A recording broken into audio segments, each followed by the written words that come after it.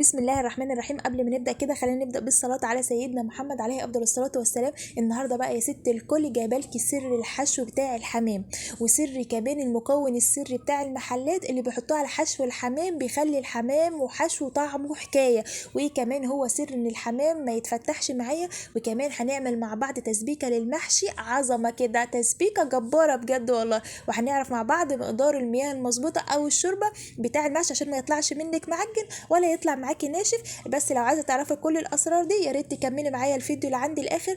بس قبل ما نبدا يا رب يا رب كل ايد تنزل اسفل الفيديو وتضغط على كلمه اشتراك وتشترك في القناه، ربنا يرضيها بالذريه الصالحه ويرضيها بر ولادها يا رب، ويرضيها بزياره بيت الله الكريم وزياره قبر سيدنا محمد السنه دي يا رب العالمين. اللهم امين اللهم امين، قولوا امين.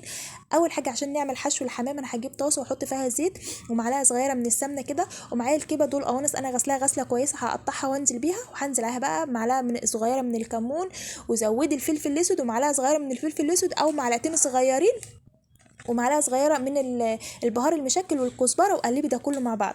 حشو الحمام بيعشق الفلفل الاسود. في الوقت ده انا هكون معايا بصله كبيره انا بشرها على المبشره، عايزه تعملي بصلتين على حسب كميه الحمام اللي موجوده معاكي، وحدي ده كله تقليبه كويسه كده مع بعض. تمام، ده كله على نار هاديه، وانزلي بقى بده كله في فص ثوم وشمي الريحه، اقسم بالله الريحه هتجيبلك اخر الشارع كده. بعد كده كل حمامه معايا بتاخد ربع كوبايه من الرز، بعد ما بغسله غسله كويسه بنزل عليه. وسر بقى الحشو الجباره بتاع الحمام، انزلي بمعلقه صغيره من القرفه المطحونه، اقسم بالله بتخلي حشو الحمام في ريحه تانية. ومكعب من المرقه وملحيه وسيبيه لعند ما يبرد الحمام عشان ما يتفتحش معايا.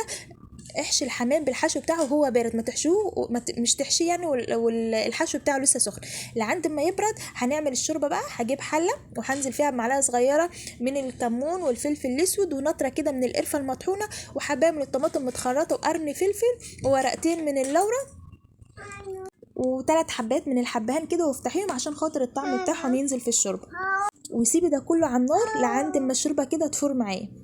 تمام، لعند بقى ما الشوربه تفور معايا هروح احشي الحمام. بصوا ما شاء الله شكل الحشو عامل ازاي، اقسم بالله ما حد هيقول لكم على اسرار الحشوه دي بالظبط. صلوا على النبي كده، والله العظيم شكل وطعم وريحه الحشو بتاع المطاعم واحلى كمان.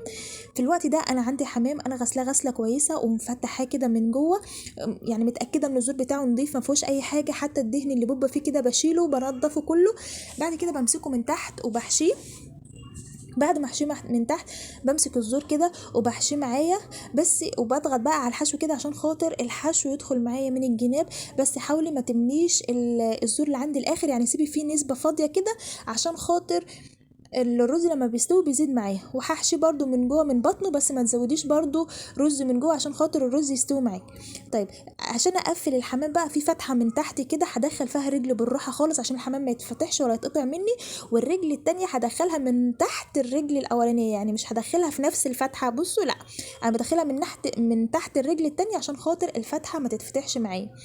برضو بصوا بحشي من تحت الجلد الاول وبوزعه توزيعه كويسه بالراحه كده عشان الحمام ما يتفتحش معايا في الجناب مكان ما انا مفتحها. وهمسك الزور وهحشيه برده بعد كده، وحاول على قد ما تقدر يعني تسيبي قيمه يعني حبه في الزور كده مش محشيين، لان كده كده اصلا الرز بيزيد لما بيستوي. وما تتكيش الرز قوي عشان خاطر الرز يستوي معايا. وبعد كده هحشيه من جوه، وبعد ما بحشيه من جوه بقى هدخل الرجل معايا برضو في الفتحه كده عشان خاطر اقفل الحمام كويس عشان الرز ما يطلعش منه. بعد ما بعمله كده ما شاء الله بالمنظر اللي انتوا شايفينه ده ما شاء الله تبارك الرحمن. بصوا هدخل الرجل من هنا بالراحه عشان الحمام ما يتفتحش مني في الفتحه ديت، وبعد ما بدخله في الفتحه ديت همسك الرجل التانية وادخلها من تحت الرجل اللي انا دخلتها في الفتحه. بصوا من تحت كده وهطلعها بالراحه. بصوا يعني هو بيبقى بسهوله خالص، يعني بيبقى معاكي بسهوله خالص، الرجل بتعمل معاكي في ثانيه يعني. في الوقت ده الشوربه فرت معايا ما شاء الله. هنزل بقى بالحمام.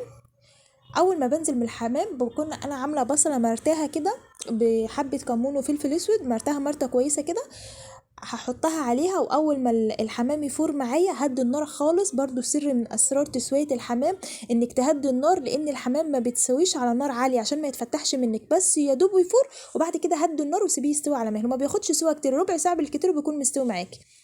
لعند ما يستوي بقى نعمل التسبيكه بتاعه المحشي. هجيب حله هحط فيها زيت ودهن، هحط فيها بصله خشنه وانزل عليها بورقتين من اللورة ونص عود من القرفه. لو ما عندكيش عيدان قرفه حط قرفه مطحونه بس بعد ما بحط الطماطم. بعد كده بعد لما بتاخد اللون البني الجميل معايا هنزل عليها بمعجون من الطماطم، وهنزل بالبهار بتاعي معلقه صغيره من الكمون والفلفل الاسود والبهار المشكل ومعلقه كبيره من الملح ونطره من السكر كده عشان تشيل هتحط الطماطم وتخلي لك الاكل مسكر زيك كده.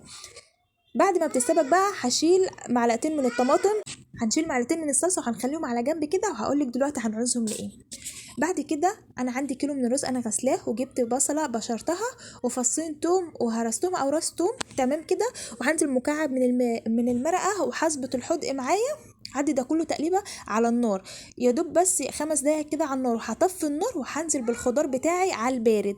بعد كده هجيب حله انزل فيها بالخضار بقى، بصل متقطع وطماطم وعايزه تحطي جزر وبطاطس تمام، وهحشي المحشي بتاعي وهنزل بمعلقتين الصلصه اللي انا شلتهم، وهنزل بالشوربه بقى يا دوب الشوربه تكون معديه نص المحشي بشويه كده. بعد كده في الوقت ده مقدار الشوربه المظبوط. هحمر الحمام بقى وبألف هنا وشفا والمحشي معايا يستوي. لو عجبكم الفيديو يا ريت ما تنسوش تشتركوا في القناه، ولو عايزين اي وصفه قولوا لي عليها في الكومنتات.